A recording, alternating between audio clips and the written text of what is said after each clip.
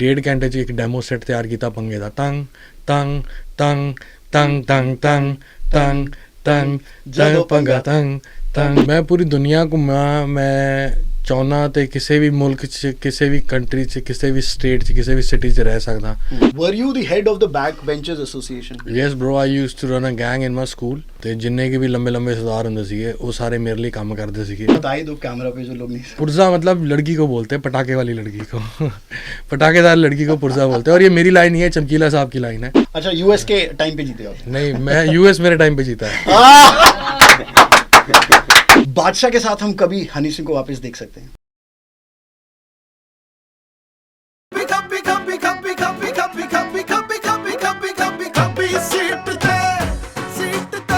ਭਾਜੀ honestly it is an honour ਕਿ ਤੁਸੀਂ ਆਪਣੇ 20-25 ਮਿੰਟ ਆਧਾ ਘੰਟਾ ਜਿੰਨਾ ਵੀ ਦੋਗੇ। ਨਹੀਂ you are getting that for us, but ਕ ਖ ਗ ਅਸਲੀ ਵਾਲੀ ਆਂਦੀ ਹੈ ਤੁਹਾਨੂੰ ਪੂਰੀ? ਬਿਲਕੁਲ ਵੀ ਨਹੀਂ ਆਉਂਦੀ। ਤੇ ਪੂਰਾ ਗਾਣੇ ਦਾ ਆਈਡੀਆ ਹੋਮੀ ਦਾ ਹੈ and homie ਗੋਣਾ tell you about the hole song. ਭਾਜੀ ਪਲੀਜ਼ ਦੱਸੋ। तो ये गाना एक्चुअली 3.5 साल पहले 4 साल पहले सर ने मेरे को एक आइडिया बताया था कि हमें स्कूल से रिलेटेड कुछ गाना बनाना है जो बड़ा बैक बेंचर साइड पे हो। ओके। जो हम स्कूल में थे थोड़ा उस साइड पे हो। तो फिर ये आइडिया आया मेरे को भी 4 साल पहले?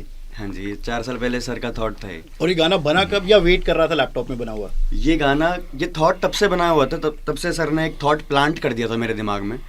उसके बाद मैंने इस पे सोचा, बहुत टाइम सोचा, तो एक ये आइडिया हिट हुआ, ये हुक लाइन हिट हुई थी सबसे पहले, क ख ग ग म द। तो मैंने फिर सर को उसका बोल दो, बोल सकते हैं आप तो यूट्यूब के लिए कर रहे हैं। ठीक है, क ख ग ग म द फ क, ये हुक लाइन हिट हुई। तो मैंने सर को वॉइस नोट भेजा था, तो फिर सर का मेरे को वॉइस नोट आया था वापस कि वो ऐसा कुछ करके एक वॉइस नोट आया था। तो फिर मेरे को समझ आया कि ये सर को हिट हो गया है, बहुत अच्छा। उनका मैसेज बहुत कम आता है ऐसा कि ब्रिलियंट, तो उनका ऐसा मैसेज आया था इस हुक लाइन पे। फिर ये गाना, इसका फर्स्ट वर्ड्स लिखा मैंने, इसकी बीट प्रोड्यूस करी। पहली बार ऐसा हो रहा है कि सर बहुत चूजी हैं, किसी और की प्रोडक्शन पे कभी गाना नहीं करते। तो सर ने मेरी प्रोडक्शन पे गाना किया, जो मेरे लिए बहुत बड़ी डील है, वो मैं छाती ठोक के बोल सकता हूँ।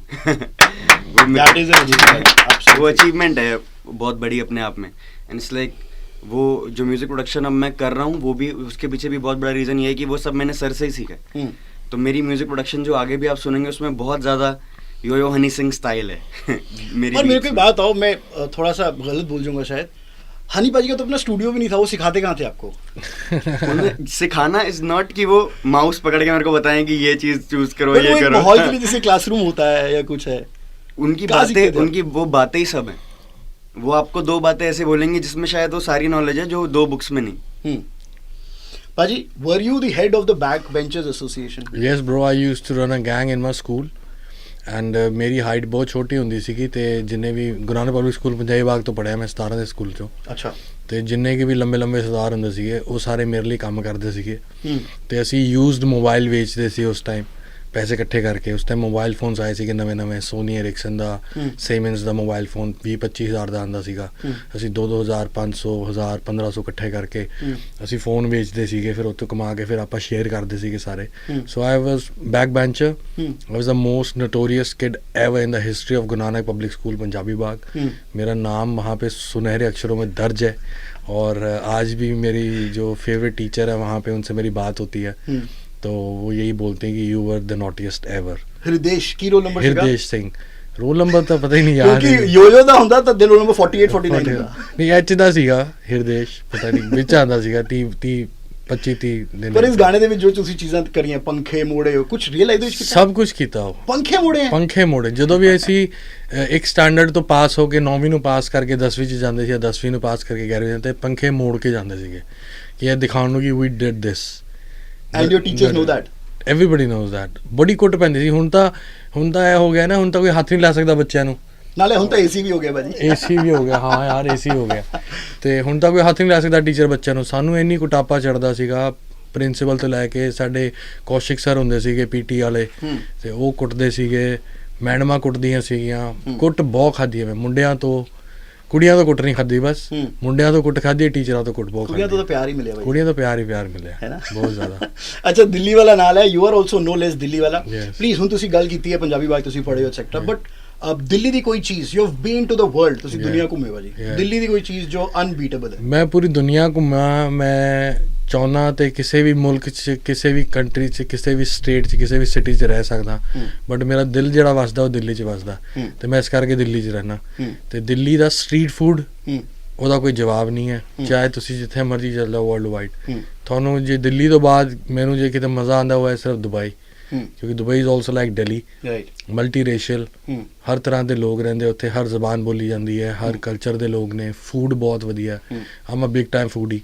ਤੇ ਦਿੱਲੀ ਦਾ ਜਿੱਥੇ ਕਹੋ ਤੇ ਦਿੱਲੀ ਦਾ street food, specially west Delhi ਦਾ street food, you should not miss it. I remember Delhi ਭਾਜੀ ਕਹਿੰਦੇ ਜਦ ਵੀ I was with ਹਨੀ ਭਾਜੀ ਉਹ ਕਹਿੰਦੇ ਸੀ ਮੋਮੋਸ ਖਿਲਾ ਕੇ ਲਾਓ, ਮੋਮੋਸ ਖਿਲਾ ਕੇ ਲਾਣਾ। ਹਾਂ, ਮੈਂ ਪੰਗਾ ਗਾਣਾ ਦਿਲਜੀਤ ਭਾਈ ਨਾਲ ਜਿਹੜਾ ਕੀਤਾ ਸੀਗਾ, I was doing ਦਿਲਜੀਤ ਭਾਈ's album, I was music produce ਕਰ ਰਿਹਾ ਸੀ ਉਸ ਐਲਬਮ ਦਾ, ਤੇ ਉਹ ਆਪਣੇ ਜਿੱਦਾਂ ਦੇ ਉਹਨਾਂ ਦੇ ਨੱਚਣ ਵਾਲੇ Song ਹੁੰਦੇ ਸੀ ਉਹ ਪ੍ਰਪੇਅਰ ਕਰਕੇ ਲੈ ਕੇ ਆਏ, ਲਿਖਵਾ ਕੇ ਲੈ ਕੇ ਆਏ ਪੰਜਾਬ ਤੋਂ ਕਿ ਮੈਂ ਇਹੀ ਗਾਣੇ ਕਰਨੇ ਆ, ਜਿਵੇਂ ਨੱਚਦੀਆਂ ਕੁੜੀਆਂ ਕੁਵਾਰੀਆਂ, ਉੱਦਾਂ ਦੇ ਗਾਣੇ ਸੀਗੇ ਉਹਨਾਂ ਦੇ ਕੋਲ 6-7 ਗਾਣੇ। ਤੇ ਉਹ ਮੇਰੇ ਕੋਲ ਹੀ ਨੋਇਡਾ ਰੁਕੇ ਸੀਗੇ, ਤੇ ਫਿਰ ਅਸੀਂ ਸਟੂਡੀਓ ਅਸੀਂ ਓਖਲਾ ਅਸੀਂ ਹਾਇਰ ਕਰਦੇ ਸੀਗੇ, ਤੇ ਅਸੀਂ ਜਾ ਰਹੇ, ਮੈਂ ਕਿਹਾ ਚਲੋ ਭਾਜੀ ਮੋਮੋਸ ਖਾ ਕੇ ਆਉਂਦੇ ਹਾਂ, ਮੈਨੂੰ ਨਾ ਸਵਾਦ ਨਹੀਂ ਆ ਰਿਹਾ ਕੁਛ, ਕਹਿੰਦੇ ਚਲੋ ਖਾ ਕੇ ਆਉਂਦੇ ਹਾਂ। ਮੈਂ ਕਿਹਾ ਭਾਜੀ ਤੁਸੀਂ ਤੁਹਾਡੇ ਪਰਸਨੈਲਿਟੀ 'ਚ ਇੰਨਾ ਐਟੀਟਿਊਡ ਹੈ, ਬਟ ਤੁਸੀਂ ਕਦੀ ਕੋਈ ਗਾਣਾ ਨਹੀਂ ਗਾਇਆ ਐਟੀਟਿਊਡ ਵਾਲਾ, ਕੋਈ ਅਣਖ ਵਾਲਾ ਗਾਣਾ ਨਹੀਂ ਗਾਇਆ। ਕਹਿੰਦਾ ਭਾਜੀ ਮੈਂ ਕਦੀ ਲਿੱਤਾ ਹੀ ਨਹੀਂ। ਮੈਂ ਕਿਹਾ ਤੁਸੀਂ ਤਾਂ ਸਿੰਪਲ ਲੇਡੀ ਸੰਗੀਤ ਸੌਂਗਸ ਗਾਉਂਦੇ ਹੋ, ਤੁਸੀਂ ਕਦੀ ਅਣਖ ਵਾਲਾ ਕੋਈ ਗਾਣਾ ਗਾਇਆ ਨਹੀਂ। ਕਹਿੰਦਾ ਮੈਂ ਕਿਸੇ ਰਾਈਟਰ ਤੋਂ ਲਿੱਤੇ ਹੀ ਨਹੀਂ। ਤੇ ਪਿਰਤੀ ਸੀਗਾ, ਗੱਡੀ ਚਲਾ ਰਿਹਾ ਸੀਗਾ ਉਹਨਾਂ ਦਾ ਡਰਾਈਵਰ, ਤੇ ਉਹ ਕਹਿੰਦਾ ਕਿ ਭਾਜੀ ਮੈਂ ਇੱਕ ਲਾਈਨ ਲਿਖੀ ਸੀ ਕਿ ਪਹਿਲਾਂ ਬੋਲੀ ਦਾ ਨਹੀਂ ਫਿਰ ਪਿੱਛੇ ਹੱਟੀ ਦਾ ਨਹੀਂ ਜਦੋਂ ਪੰਗਾ ਪੈ ਜਾਵੇ।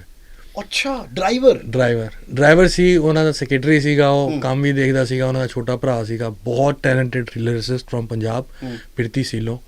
ਹੀ is so brilliant, I can tell you, so brilliant. ਤੇ ਪਿਰਤੀ ਨੇ ਉਹ ਲਾਈਨ ਲਿਖੀ ਉਸ ਟਾਈਮ। ਮੈਂ ਕਿਹਾ ਗੱਡੀ ਮੋੜੋ, ਸਟੂਡੀਓ ਵਾਪਸ, ਮੈਂ ਬੀਟ ਬਣਾਉਣੀ ਹੈ ਬਿਨਾ ਮੋਮੋਸ ਖਾਂਦੇ ਬੀਟ ਮੋੜੀ, ਮੈਂ ਆਪਣਾ ਗੱਡੀ ਮੋੜੀ, ਬੀਟ ਬਣਾਈ, ਮੈਂ 1.5 ਘੰਟੇ 'ਚ ਇੱਕ ਡੈਮੋ ਸੈੱਟ ਤਿਆਰ ਕੀਤਾ ਪੰਗੇ ਦਾ, ਤੰਗ ਤੰਗ ਤੰਗ ਤੰਗ ਤੰਗ ਤੰਗ ਤੰਗ ਤੰਗ ਜਦੋਂ ਪੰਗਾ ਤੰਗ ਤੰਗ, ਤੇ ਇਹ ਡੈਮੋ ਉਸ ਟਾਈਮ ਬਣਾਇਆ। ਤੇ ਮੇਰੀ ਲਾਈਫ ਦਾ ਪਹਿਲਾ ਹਿੰਦੀ Song ਜਿਹੜਾ ਮੈਂ ਲਿਖਿਆ ਸੀਗਾ ਉਹ ਦਿਲਜੀਤ ਬਾਈ ਲਈ ਲਿਖਿਆ ਸੀਗਾ। ਉਸ ਗਾਣੇ ਦਾ ਨਾਮ ਹੈ ਰੂਬਰੂ। You just go on YouTube and type रूबरू by हनी सिंह and दिलजीत। वो मेरी लाइफ का पहला हिंदी गाना है जो उर्दू बेस्ड हिंदी मैंने लिखी थी। दिलजीत भाई was eating momos, like ये क्या लिख रहे हो आप? मैंने कहा ये क्या लिख रहे हो आप, ये कैसे हो रहा है? मैं कहा ये मुझे भी नहीं पता कैसे हो रहा है, ये बस लिखा जा रहा है। पाजी पूरी दुनिया पूछती है ये तो कैसे किया हनी सिंह ने? बस ये अपने आप होता है, ये अपने आप आमद होती है। सतिंदर सरताज पाजी का डायलॉग है ये, आमद वाला, उनका स्लैंग है ये। तो ये अपने आप होता है। You just have to be, artists have to be very happy at that moment, very careless, carefree, and he has to be fucking enjoying his life at that moment when he's gonna write something very exceptional. तो वो अपने every time the kind of music you do, but a lot of writers वो अपने आप ਨੂੰ example ਜਾਨੀ ਲੈ ਲੈਣੇ ਆ ਬਾਲੀਵੁੱਡ ਦੇ ਵਿੱਚ ਬਹੁਤ ਜਿਹੜੇ slow song ਦਿਲ ਟੁੱਟੇ ਗਾਣੇ ਹੁੰਦੇ ਆ। For that you need another kind of a zone. Definitely yes. I wrote one song bring me back, दिल टूटे हुए आशिक का गाना था, और उसका पूरा वीडियो का जो थॉट ऐसा था कि मैंने सारा कुछ डिज़ाइन किया था। वो शूट उस तरह नहीं हो पाया था, वो इतना बड़ा चल नहीं पाया था गाना, लेकिन मुझे बहुत पसंद आया। मेरी जिंद मोड़ के ला दो, मुझे हीर से मिला दो, bring me back, bring me. आपने ना ब्रेकअप वाले गानों में भी लड़कों को ये बात रियलाइज कराई कि एटीट्यूड नहीं छोड़ना। वो तो है ही, साडी मां नु पुत्त नहीं लबने, ये भी आप लड़की को सुना रहे हो। हाँ, उससे पहले तक ये अल्फाज ने लिखा था। हाँ। साडी मान पुत ने रैप मैंने लिखा था उसका, तेरी चाचा नछत्तर गिल वाला और वो वाला साबरकोटी वाला जोन था, वो दिल टूट गया जी फाड़ के बह जाओ 6 महीने लगेंगे टू रीवैम्प है ना। फिर सडनली हनी सिंह की वेव आती है, फिर मैंने फिर लिखा ब्रेकअप पार्टी। ब्रेकअप पार्टी लिखा था मैंने अपने लिए। तो लियो के साथ मैं काम कर रहा था। Leo is one of the most amazing human being I ever met in my life. And तो लियो की एल्बम चल रही थी और लियो अपने तरीके के गाने लिख रहा था, लव सॉन्ग्स लिख रहा था। तो मैंने लियो को बोला, मैं कहा भाई मैंने गाना लिखा है, ये तू गा दे। कहता भाई सुनाओ। कहता भाई गाना सुपर हिट है लेकिन ये मेरी जोन नहीं है। मैं कहा I just tell you, you have to just sing that way. मैं कहा मैं तेरे को एक लाइन गा के दूंगा, तूने बस उस लाइन को कॉपी करना है, ये गाना बहुत बड़ी चीज़ है, ट्रस्ट मी। और फिर मैं इसमें रैप करूँगा। फिर आज मैंने ब्रेकअप की पार्टी रख ली है, ये सब मैंने गाया। और फिर इसको लियो ने बिल्कुल एज इट इज़ मेरे वोकल्स को रिप्लेस किया और फाइनली वीडियो हुआ। फिर उसका रैप भी लिखा। उसके रैप के अंदर भी यही था यार, ब्रेकअप सिर्फ एक बात नहीं है, ज़िंदगी में कोई भी प्रॉब्लम आती है, अगर हम उस प्रॉब्लम को बड़ा बनाना चाहें, छोटा बनाना चाहें, वो हमारे हाथ में है।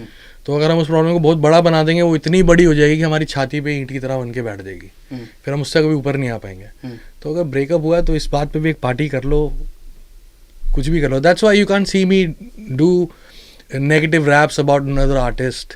डिस नहीं करता मैं बिल्कुल किसी को, क्योंकि मेरी नेचर में नहीं हो, मैं किसी को नहीं करता। अगर मुझे मतलब मेरे साथ ये प्रॉब्लम है कि अगर आपके साथ दोस्ती में हूँ, अगर आप मेरे को डिच करते हो या कुछ करते हो तो मैं आपसे लड़ाई नहीं करूंगा, ये मेरी नेचर है। मैं साइलेंट हो जाऊंगा और मैं आपसे दूर हो जाऊंगा। पर लोग आपको डिस करते हैं, लोग मुझे डिस करते हैं, वो मैं फिर चीज़ ऐसी हूँ ना मैं चीज़ तो ऐसी हूँ। पर पर्सनली क्या होता है? चलो आप गाने नहीं निकालते, वोकल नहीं होते, पब्लिक नहीं होते। मैं सुनता भी नहीं हूँ, मैं हंसता हूँ। मेरे को देखो क्या होता है ना यार कि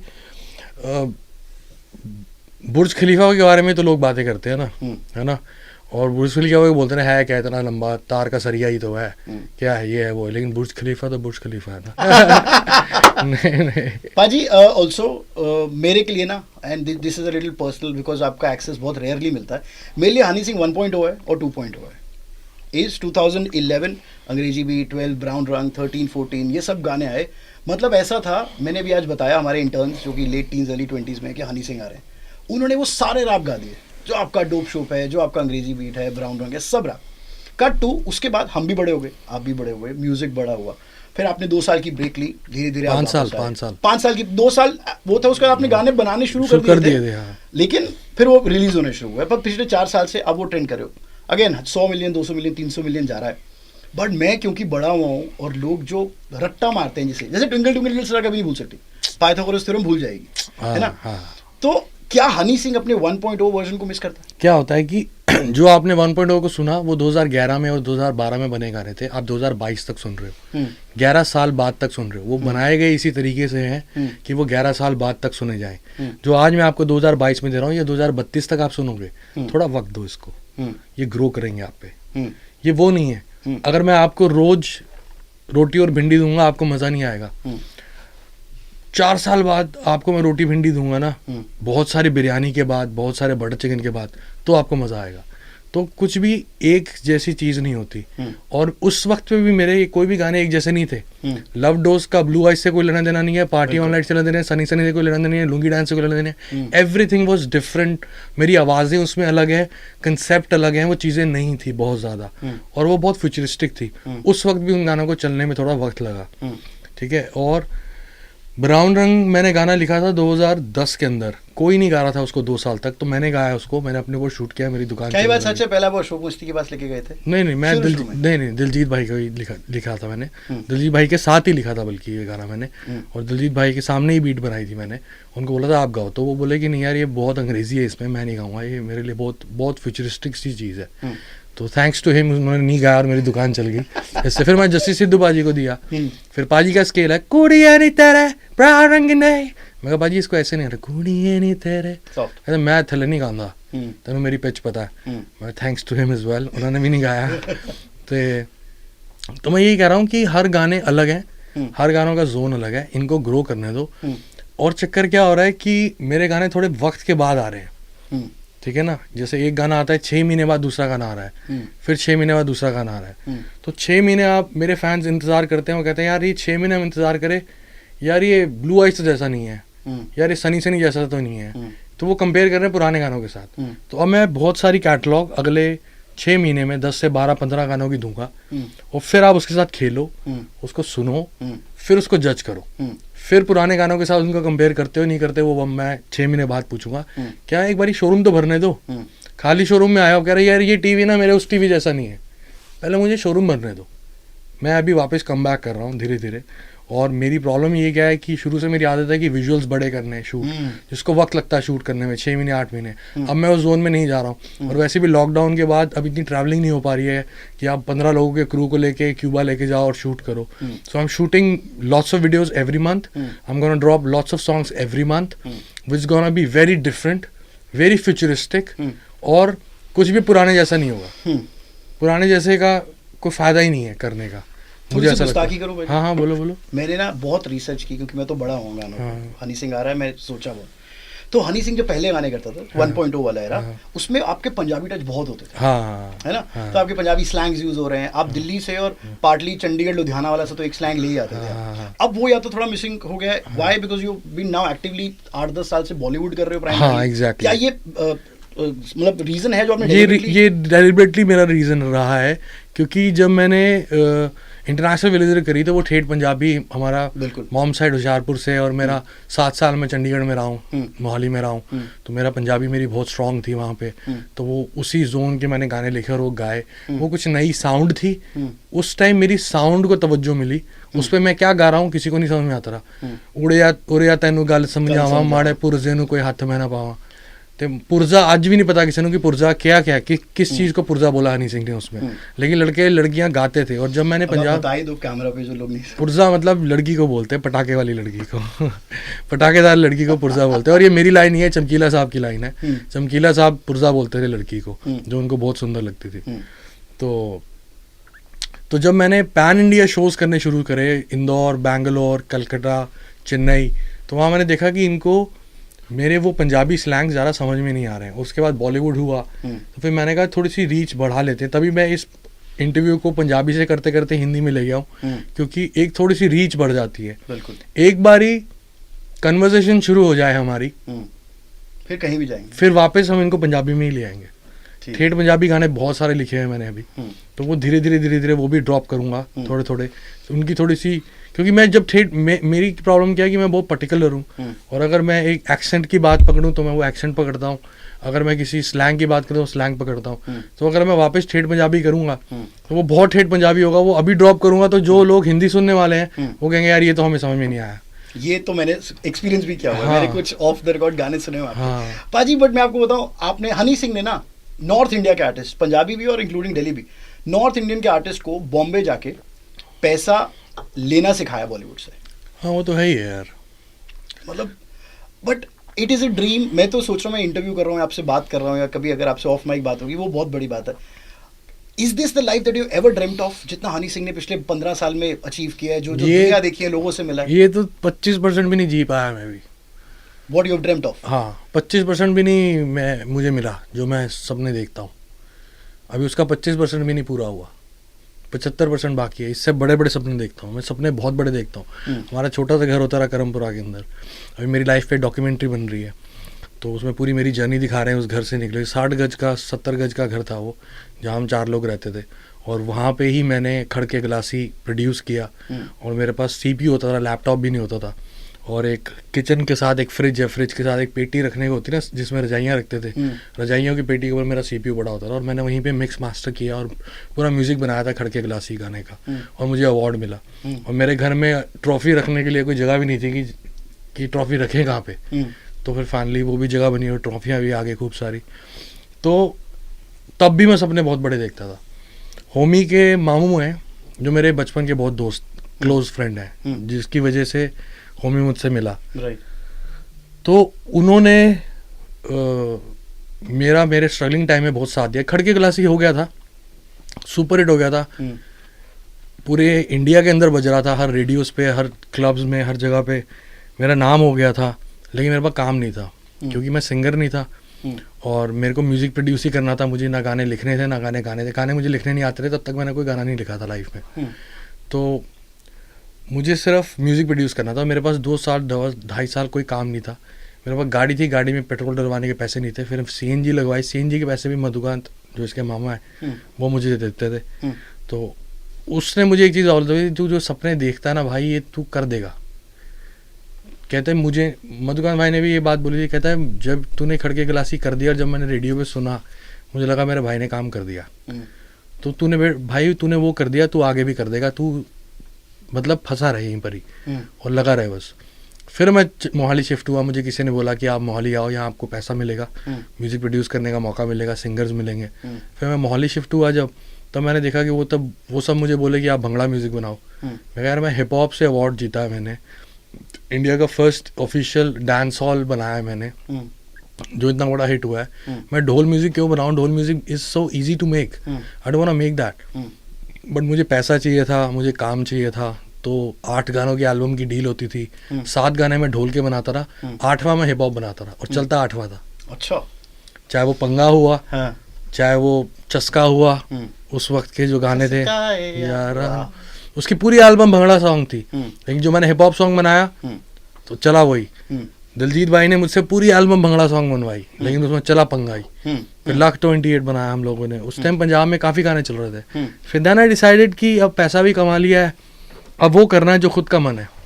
अब उन लोगों को गंवाना अपने तरीके से, जो मैं चाहता हूँ ये लोग मेरे तरीके से गाएं। फिर मैंने एल्बम डिज़ाइन करी इंटरनेशनल विलेजर, जिसमें कुछ नए आर्टिस्ट थे, कुछ पुराने आर्टिस्ट थे। एक गाना मैंने खुद गाया, फिर मैंने उसमें रैप किए, वो गाना चले, फिर दुकान चल पड़ी। तो सपने उस वक्त में भी बहुत बड़े थे, सपने आज तो और ज़्यादा बड़े हैं, और अभी तो मुझे 15% भी नहीं लगता कि सपने पूरे हुए हैं। भाई तो आपने दुकान खोली, फिर उसकी फ्रेंचाइज बांटी, और फिर उस फ्रेंचाइजेस, वो भी फ्रेंचाइज बहुत बड़ी होगी। मैं आपको पहले सॉरी बोल रहा हूँ, पर मैं आपको एक बाइट सुना रहा हूँ, और मैं उसके बाद एक छोटा सा सवाल पूछूंगा आपसे प्लीज। 2009 की बात है, मतलब कि ऑकवर्ड का टाइम था, हम नए नए थे, मैं, लिल गोलू और रफ्तार। तो एक गाना हमने डाला था ऑर्कुट पे, हनी भाई ने देखा वो गाना ऑर्कुट पे, उनका मैसेज आया कि you guys are under spotlight, come and meet me. Raftaar था, वो थोड़ा तेज था इंटरनेट वगैरह में, कंप्यूटर्स में, तो उन्होंने हिंदी रैप सुना लिल गोलू का, उन्होंने बुलाया। फिर वहाँ हम गए, वो कहते कि यार तुम्हें बहुत टैलेंट है, तुम्हें पॉलिश करना पड़ेगा। कहते बादशाह को मैंने टाइम दिया है, पर मेरे पास इतना टाइम नहीं है कि मैं तुमको टाइम दूं, इतना तुम्हें सीखना पड़ेगा देख के। फिर हमने सीखा उनके यहाँ रह के, तो सीखने को बहुत कुछ मिला हनी भाई से। ही इज वेरी क्रिएटिव, और जो पावर उस वक्त स्टूडियो में उनके साथ बैठ के होती है, मेरे को आज तक वो फील नहीं आया। सो ओरिजिनल माफिया मुंडीर में हनी सिंह, ये बादशाह, रफ्तार, लिल गोलू एंड मी। मैं अभी उनसे बात ज्यादा होती नहीं। इक्का इज अमेजिंग मैन। भाजी आपको बहुत मिस करते हैं। अरे बहुत प्यार करते, मेरे भी तो बात हुई इससे 10 दिन पहले तो बात हुई है। भाई ओरिजिनल माफिया मुंडीर ना, मतलब लाइक मुझे लगता है कि अगर कोई हम इंटरनेशनल टक्कर दे सकते थे, जो 5 लड़के थे एक साथ, सबकी अपनी कहानी है। मैंने आपको कहा फ्रेंचाइज, आपने दुकान खोली, फ्रेंचाइजेस बनाई और फ्रेंचाइजेस इधर उधर भेज दी। बादशाह के साथ हम कभी हनी सिंह को वापस देख सकते हैं? डेफिनेटली देख सकते हैं। उन्होंने भी एक रीसेंट इंटरव्यू में जब हनी सिंह का नाम आया, उन्होंने कहा ओल्ड फ्रेंड। ओल्ड फ्रेंड, हाँ तो ठीक है, सही है। कभी म्यूजिक नहीं करेंगे साथ?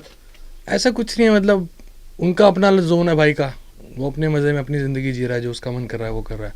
अब तो इंटरनेशनली कर रहा है वो, तो आई होप कि इंटरनेशनली ज़्यादा बिजी रहे और अच्छा काम करे। और अगर मैं कुछ करना चाहूँगा, कहीं मिल पड़ेंगे। हम तो पीछे मिले भी थे अभी 2 साल पहले, बर्थडे पार्टी में मिले थे नितिन भैया की। हाँ, तो मज़े में थे वो भी। हमने बियर शेयर पी थी हमने, अच्छा, इकट्ठे, तो बढ़िया था। भंगड़ा किया, डांस किया वहाँ पे हमने। तो ऐसा कुछ नहीं है। काम के लिए ना, मेरी ये क्या प्रॉब्लम है, मुझे आज बहुत सारे प्रपोजल आते हैं बहुत बड़े बड़े कामयाब आर्टिस्टों के साथ काम करने के। मुझे बहुत सारे इंटरनेशनल कोलैबोरेशंस के प्रपोजल्स आते हैं। म्यूज़िक की कसम मैं छोड़ता हूँ। मैंने इस साल 3 इंटरनेशनल कोलैबोरेशंस ठुकराई हैं, क्योंकि मैं ऑनलाइन जैमिंग नहीं कर सकता। Bro, this is my beat, I am sending you the beat, bro I am dropping my verse, bro, you drop your verse. I can't work like that. You have to be same with me like old days to make same song like that. He has to spend big time with me to make a song again together. What if he agrees to it? We'll do it definitely. मैं पता है क्यों कह रहा हूँ जी, विराट कोहली और रोहित शर्मा उन्होंने कहा कि हमारा जो भी पर्सनल है, क्रिकेट हमसे बड़ा है, हम साथ आएंगे। म्यूजिक बड़ा है, हनी सिंह बहुत बड़ा है, बादशाह बहुत बड़ा होगा, बट हम साथ आएंगे। बट पीपल आस्क कि अगर हनी सिंह आ रहा है, प्लीज उनसे पूछना। नहीं, डेफिनेटली, मैं वही बता रहा हूँ ना कि मुझे अब होमी के साथ काम करके क्यों मज़ा आता है, क्योंकि मुझे ना गाना बनता है, पता है कितने वक्त में गाना बनता है? 15-16 मिनट में। बीट बनाई जाती है मुश्किल से 40 मिनट में। इससे ज़्यादा वक्त अगर बीट बनाने को ले रही है तो उसको छोड़ दो। गाना लिखने को अगर 12-15 मिनट से ज़्यादा वक्त ले रहा है तो उसको छोड़ दो। लेकिन उससे पहले के 8 घंटे का हंसना खेलना, बातें करनी, ये वो, जिससे हमें आइडियाज़ आने, जिससे बात निकलनी है।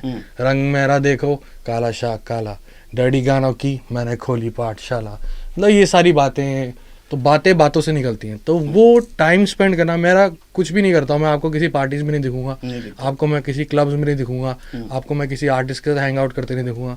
मैं कुछ नहीं करता हूँ। फिर गाने कैसे ले लेते हो? मैं जिम करता हूँ। ये कैसे हो जाता है? मैं जिम करता हूँ, स्टूडियो बैठता हूँ, स्टूडियो में मेरे क्रू है, मेरे आर्टिस्ट हैं और मेरी टीम है। हम लोग बैठते हैं, मस्ती करते हैं, बातें करते हैं और गाना अपने आप लिखे जाते हैं। तो अभी तकरीबन 75 गाने बना रखे हम लोगों ने। इस साल 12-15 गाने हम लोग रिलीज कर देंगे विद वीडियोस, विदाउट वीडियोस करेंगे अलग बात है। तो मैं किसी भी आर्टिस्ट के साथ अगर काम करना चाहता हूँ, चाहे वो बादशाह हो चाहे कोई भी हो, उसके साथ करना चाहता हूँ जो मुझे बहुत सारा टाइम स्पेंड करे मेरे साथ पहले, साथ में बीट बनाई जाए, साथ में बैठ के लिखा जाए। और कोई रीज़न नहीं है? और कोई रीज़न नहीं है। तो 2009 में माफिया मुंडीर के बारे में तो सबने बताया, मैं रफ्तार भाई से ही पूछा, सबने बताया बहुत अच्छा टाइम था, मैं वहाँ से किसी की गाड़ी लेके आता था, हनी भाई की स्टूडियोज ओखला में बैठते थे, पूरा माफिया मुंडीर टूटा कैसे? देखो टूटा तो बिल्कुल भी नहीं, अगर टूट गया होता तो आप बात नहीं कर रहे होते।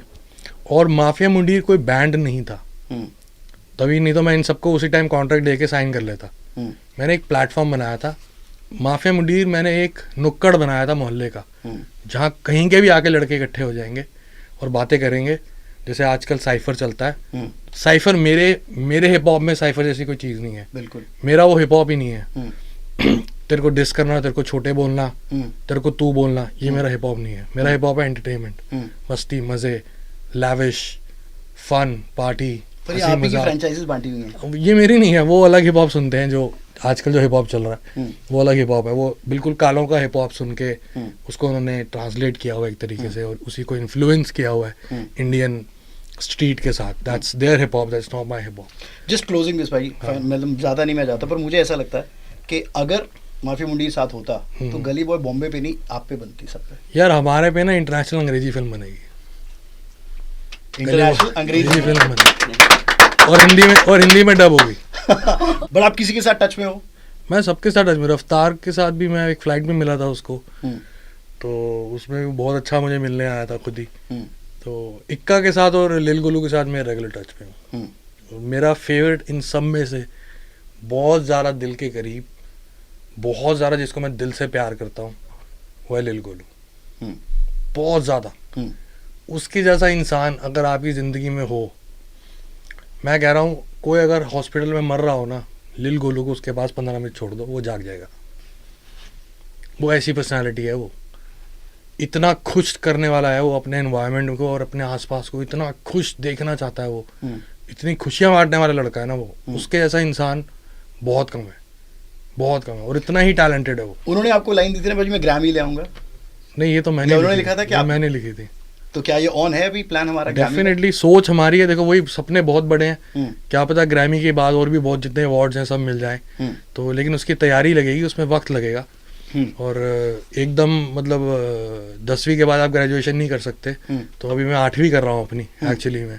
ग्रैमी अभी दूर है, वो ग्रेजुएशन है, तो उसके लिए तैयारी करनी है मुझे। म्यूजिकली मुझे अपने आप को और इम्प्रूव करना है। अगर मेरे को वहाँ तक, मैं अपने आप को टारगेट बहुत बड़े दे देता हूँ कि अगर मैंने टारगेट ही अपने आप को ग्रेजुएशन का दे दिया तो मुझे पता है मैं 10वीं में कभी फेल नहीं हो सकता। तो मेरी 8वीं चल रही है अभी, तो मैं तैयारी कर रहा हूँ धीरे धीरे। I will go there definitely, इंशाल्लाह, अल्हम्दुलिल्लाह, आई विल मेक इट।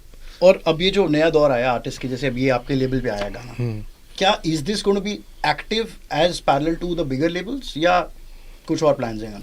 देखो ये साउंड वो है, ये अपने चैनल पे वो गाने में लेकर आ रहा हूँ जो साउंड 2032, 34, 35 तक चलेगी, और आज के लिए थोड़ी सी नहीं है।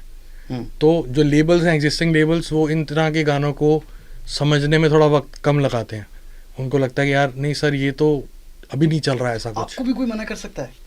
मेरे को आप मना, गाना लेके जाओ, आपको भी बोलता है नहीं ये नहीं मुझे पता है, मुझे कोई मना नहीं कर सकता, ना मुझे कोई मना करता, लेकिन मुझे ये पता है कि मुझे किसको कब क्या देना है।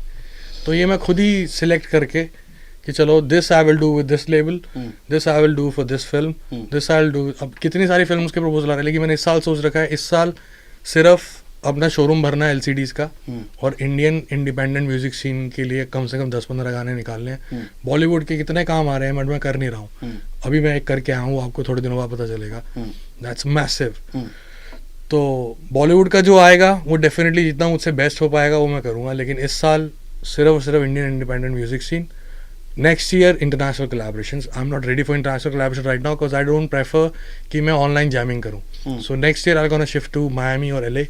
तो नेक्स्ट ईयर इंटरनेशनल कोलैबोरेशन। आप दिल्ली छोड़ दोगे? मतलब 3 महीने के लिए दिल्ली नहीं छोड़ा? 3 महीने के लिए बस, 3 महीने के लिए। मतलब LA एंड मायामी में कभी गया नहीं। LA is like my home. मेरा दोस्त बहुत जिगरी है इंडो, जैसे रोहित भाई हैं दिल्ली से, तो वो मेरे को दिल्ली फील कराता है। मुझे ऐसा लगता है कि मैं LA में नहीं हूँ, मैं दिल्ली में हूँ। बाकी इस साल लिल पम्प के साथ मेरी एक कोलैबोरेशन आ रही है अगले महीने, इंटरनेशनल कोलैबोरेशन। बड़ा अमेजिंग सा कमर्शियल सा सॉन्ग है, वो मैंने और होमी ने ही लिखा है साथ में, और वो आइडिया बना रखा था कम से कम 2-2.5 साल पहले का। गाने का नाम है कैसोनोवा। अच्छा। हाँ, तो लिल पंप ने भी अच्छा गाया, वो जस्ट हो गया वो। मैं मेरी लाइफ पे डॉक्यूमेंट्री बन रही है, तो जो डॉक्यूमेंट्री की टीम थी वो मेरे बर्थडे पे को सेलिब्रेट करने हम लोग दुबई जा रहे थे। Then this agency from LA they pitched me कि Lil Pump gonna be in Dubai, do you wanna meet him? I said definitely I gonna meet him. कहने but Lil Pump said let's make a song and let's shoot it. अच्छा। तो मैं कहा यार इतनी जल्दी गाना कैसे शूट करेंगे और ऐसे कैसे होगा। फिर एक स्क्रैच भेजा, he loved it, he dropped his verse, तो फिर मिले हम, शूट भी कर दिया। अब गाना रिलीज होने वो वाला पंजाबी में कहते हैं ना संजोग गाली गाल है। संजोग गाली गाल है, हाँ बिल्कुल। भाई पर आप ना जितने भी गानों की आपने बात बताई, आपने कहा ऐसा हो गया, it was destined, अपने आप हो जाता है। कौन सा ऐसा गाना है जिसमें आपको genuinely out of the box जाके मेहनत करनी पड़ी, which is a big hit जो हम सुनते हैं? इतने गाने आपके किसी में भी नहीं, जिसमें ज्यादा मेहनत करी वो साले गाने नहीं चले। जैसे ब्रिंग मी बैक।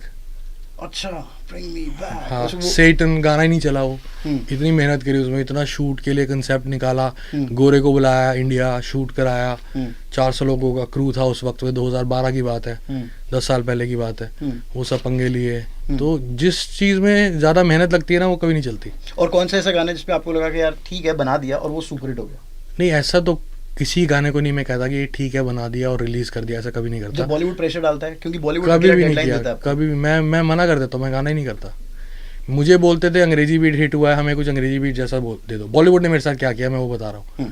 तो कहते पाजी आपका अंग्रेजी बीट हिट हुआ, हमें अंग्रेजी बीट जैसा तो कुछ दे दो। मैं कहा पाजी मेरे पास पार्टी ऑन लाइट है, आपकी फिल्म के साथ ये जाता है, ये ले लो। नहीं ये तो नहीं जाएगा। मैं कहा फिर आप देख लो। रिलीज़ किया, पार्टी ऑन लाइट हिट हो गया।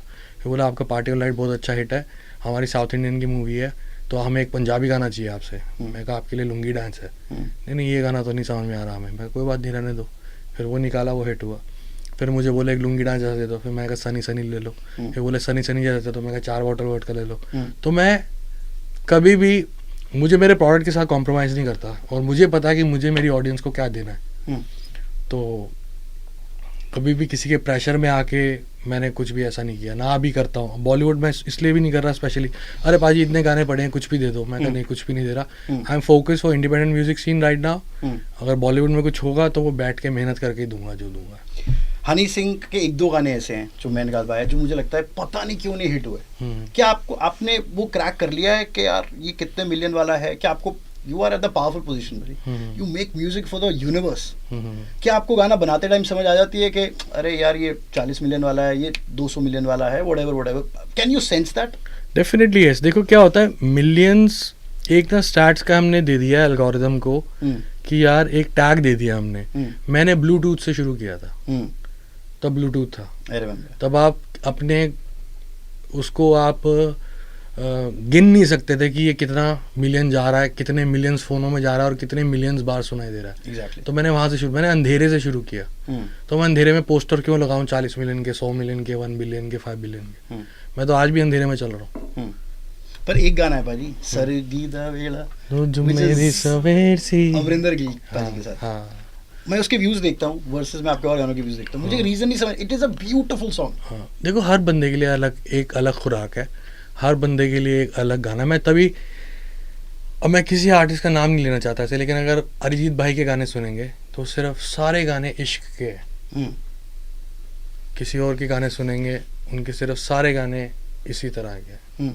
किसी और के सुनेंगे, हनी सिंह के पास आप सब सुन सकते हो।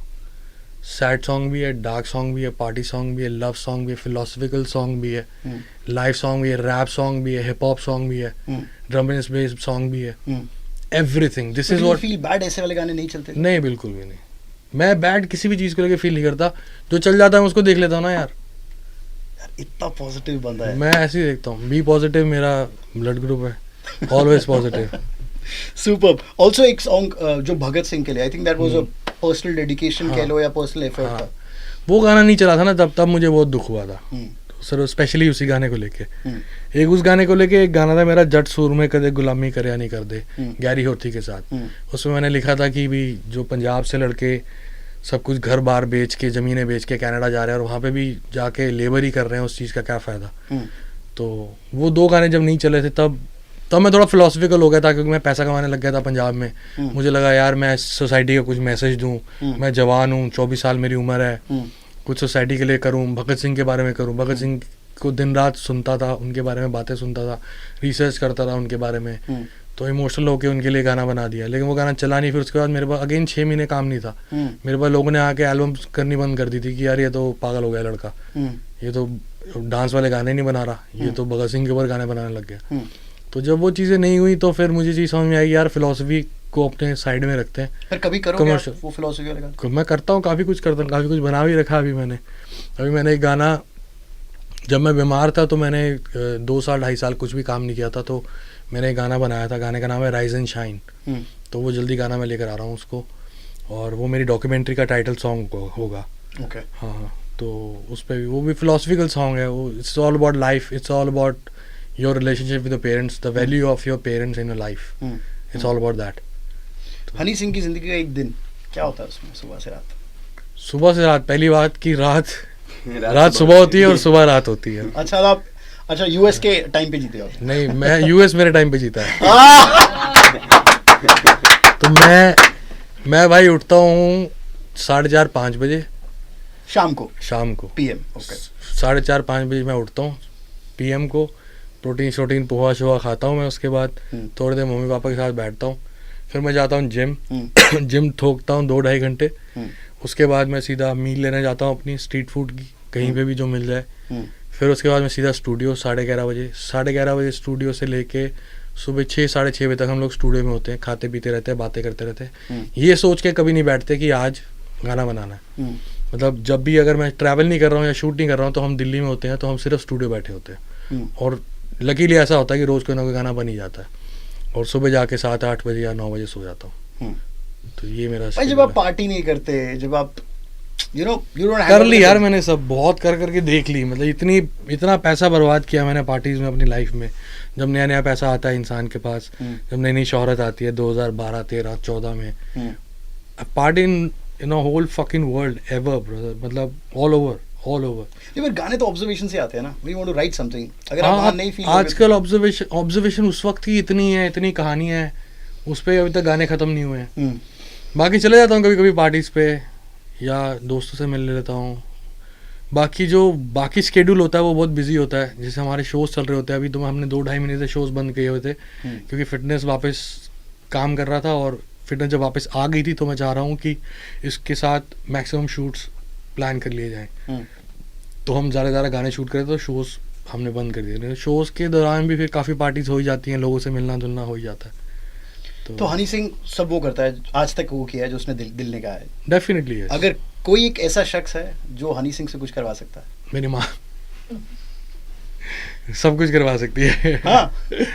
मेरी माँ मुझसे सब कुछ करवा सकती है। टू एन एक्सीलेंट करियर बाजी, thank you so much. 91.1 FM